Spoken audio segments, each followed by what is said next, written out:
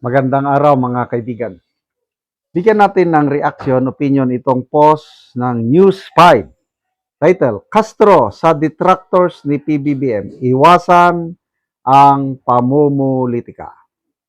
Ito ang mensahe ni Palace Press Officer Yusek Claire Castro sa mga detractors ni President Bongbong Marcos kasabay sa paggunita ng Semana Santa.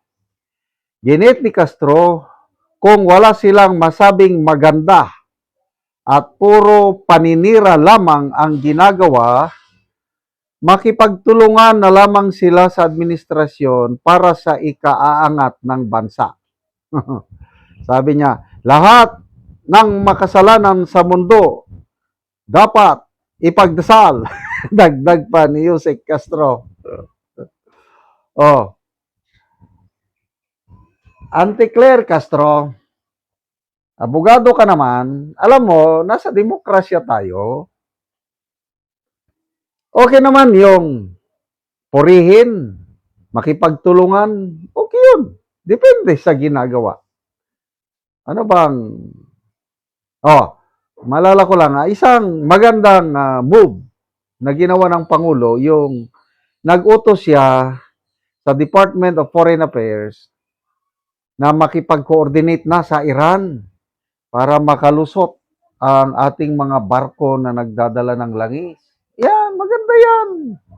Ipagtulungan tayo yan, why not? Para sa kapakanan ng lahat, yung makalusot ang ating langis. Para hindi na tuloy-tuloy ang pagtaas ng crude at gasolina. Ang tanong lang, bakit naghintay pa ng sobre isang buwan bago nag-utos ang Pangulo na makipag-coordinate sa Iran? Noon pa sana. Pagputok pa lang ng gera, kung magaling lang ang administrasyong ito, kung nag-iisip, yun, kapalpakan na naman. Hinintay pa nila na lumubo, more than 100% ang increase ng crudo at gasolina, kerosene, LPG, everything. Ngayon na nagigipit na, saka lang makipag-coordinate sa Iran. Kung ginawa nyo pa nung una, magpasalamat pa kami. Hindi naman kami mga utso-utso, hindi man kami manhid na hindi nakikita. Kung may magandang ginagawa, makipagtulungan kami. Ako, to be fair, gusto kong mag-succeed ang administrasyong Marcos. Bakit? Kaya kung mag-succeed siya, ang panalo, ang taong bayan. Gusto ko malampasan natin lahat ang krisis na ito. Pero paano ako makikipagtulungan na puros kapalpakan? Everything is normal. Anong normal na? Sa inyo, normal sa palasyo. Dahil hindi nyo nararamdaman yung pag-increase dahil kahit mag-1,000 ang presyo ng 1 litro ng crudo o gasolina, kayang-kaya nyong magbayad dahil may pondo kayo. Hawak nyo ang pitaka, ang kaban ng taong bayan. Kami, sa baba, yung mga minimum wage earners, kumikita lang ng 300, 400 per day. 100 ang litro ng crudo. Paano ngayon yan? So, huwag nyo kaming pagbawalan. Kung gusto naming magbatikos, batikos kami. Gawin nyo ng tama ang inyong ginagawa para purihin namin kayo. Ganon lang yung kasimple. Tingnan natin ang reaksyon ng taong bayan. 8,600 ang nag-react. 8,000 ang tumatawa, 183 ang galit, 365 lang ang nag-like. Auntie Claire, halos 1% lang ang naniniwala, natutuwa sa inyo sa palasyo. 99% dismayado. Kaya kung dismayado ka, paano mo pupurihin ang administrasyon na lahat na lang ng kapalpakan sa mundong ito ginagawa? Basa tayo sa mga comments. Anton Estrella, PI mo, nagmura na. PI nito, siya ang numero 1 namumulitika. Oo nga, lahat na lang ng kasalanan sa mundo isinisisi sa Duterte. Big Boss Don, tanong ko lang, Auntie Claire, naririnig mo pa bang sarili mo pamumulitika? 97% ng press con mo, puro Duterte ang laman. Dapat sa'yo, pabindisyonan ka kay Father Flavio. Nathaniel Conyales, except pang mamaleta. Pwede? Did you hear, Maricel Bunta, did you hear yourself, Auntie? Amalin Romero, look who's talking.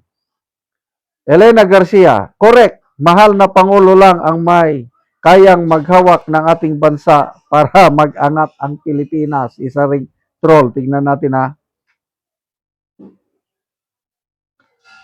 Ding Ramos, a dog loyal to her master that feeds her. Auntie Claire, era hits differently.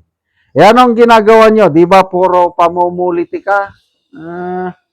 Akala ni Claire Castro, yung ginagawa niya is public service. O hindi po. Ang loyalty nyo lang sa palasyo, ang taong bayan, tingnan nyo yung nag-react. 99% tinatawanan kayo. Hindi na naniniwala. Kasi kayo ang number 1 na namumulitika. Lahat na lang ng sisi.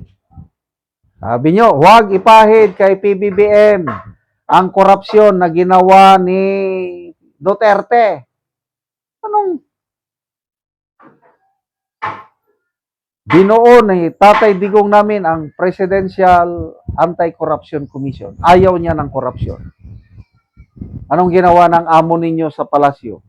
Binuwag niya ang PACC at ngayon, napabayaan ang corruption issue kaya lumubo ng ganito. So, sabihin nyo, makipagtulungan, huwag mamulitika, huwag ano. No way. Karapatan namin ito. Mag-ingay para sana matauhan kayo. Hoy, gising. Salamat mga kaibigan sa inyong pagsubaybay sa channel na ito. Nakakatulong kayo ng malaki sa tribong talandig ng Bukidnon dahil ang income natin sa channel na ito is pantulong sa tribo. Namimigay tayo ng libreng yero at pako para makapagpatayo sila ng mas maayos na tirahan. Panoorin nyo ang video na ito. Ang among ginahatagan og yero.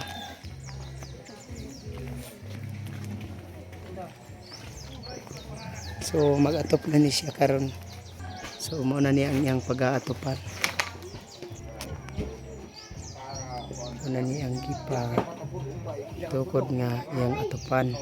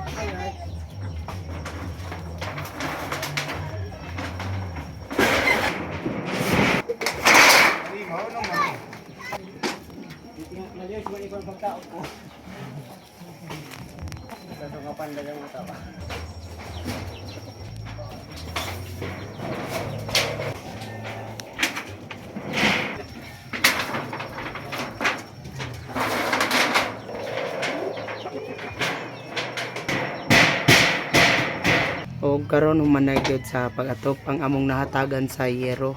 Humana niya og atop iyang balay. Sa Ginoo sa nagtabang sa sin o nagtabang sa sin di palit ko atong busot na duro na kayo so salamat kayo sa nagatag sin kay na is na nagid akong atop tanan